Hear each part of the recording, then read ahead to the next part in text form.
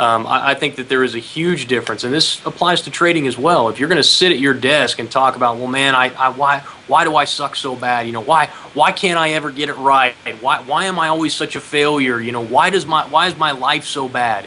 You know, your mind will find an answer to that question if it has to invent one. That's the way your subconscious works.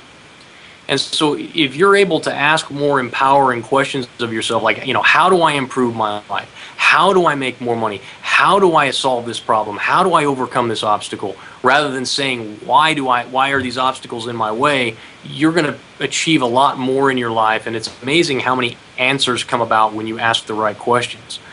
I think that one of the things I've noticed about myself is that I tend to view life very differently than other people. I view risk very differently than other people. And because of that, I think that I've been able to kind of achieve more in less time in terms of business and financially. Okay, you want to share that as in how you see risks versus the average person who sees risk as loss, therefore failure, panic, shutting down? Yeah, I think it starts with an understanding that people who are successful are not better than you.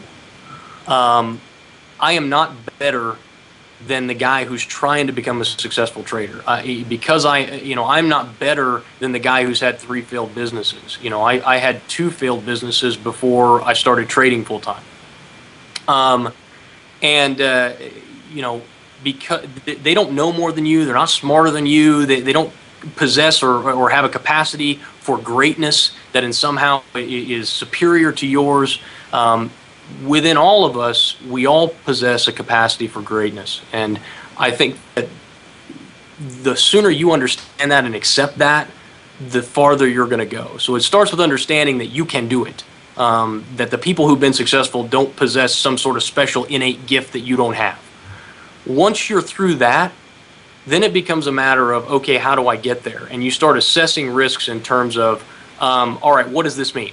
Well, at the end of my life, it could mean that I lose my house.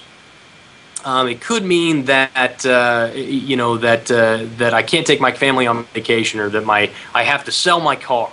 But what is the reward? What is the outcome? And what I did, I talked with my wife about this early on in our marriage, because when we got married, we didn't have any money at all.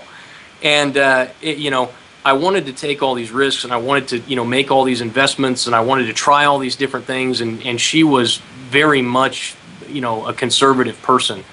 And I said, listen, we may end up dirt poor. We may end up broke and living in a box on the street. But it won't be from a lack of trying. And as long as we're not going to put ourselves in a position where we're going to lose everything, we're not putting all of our chips on black and then waiting for the roll of the dice. As long as we're taking calculated risks and we're trying to improve ourselves and we're trying different things, that's something that we need to do. I think it's important that you don't spend your life playing it safe, because you're going to end up somewhere between total failure and the success that you always wanted, and it ends up in some level of mediocrity between the two of those. And the last thing that you want to do is be mediocre in your life. At least I would hope. Yeah, being average for the sake of, like Billy Connolly